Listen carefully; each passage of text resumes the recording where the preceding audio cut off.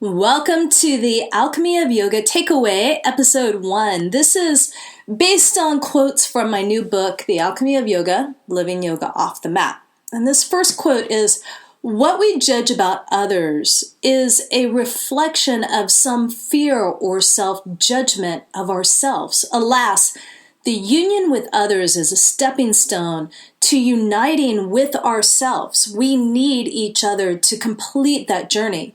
Union with other, to have union with self." And as you may know, yoga means union.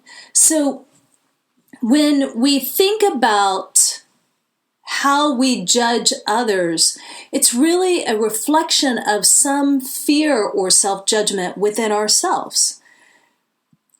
What is that fear that's alive in you? For example, there's a town that I live near, and there's a large number of people in this town that live in poverty. And there is a good amount of substance abuse, and there is a particular mindset that I recognize from where I grew up in my childhood. And I can remember that my father tried to instill in me that I was better than that mentality. And he would often be very judgmental and harsh. And so I adopted that behavior, and I judged people based on their actions rather than really looking in at what's alive in them. What are their fears? What are their hopes? What are their dreams?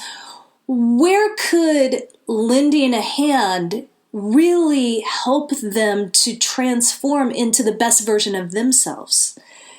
And so I tend to be very self-critical when I am not where I expect I should be in my life, professionally, financially, personally. And that reflection comes from that behavior, that mindset that I adopted from growing up with somebody who wanted me to be the best version of myself, but did it in a way that created duality. And many of us experience this duality. There is somebody else's voice that drives the judgmental and critical voice within our head. And if we're willing to really look at that, then we can start to explore the parts of us that are needing love and needing healing and needing compassion.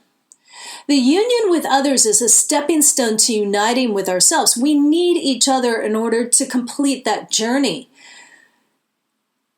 When you're willing to look at what's below the surface of what you're judgmental or critical of, you'll find that oftentimes there's a person just like you that has fears and dreams and joys and hopes and disappointments and loss.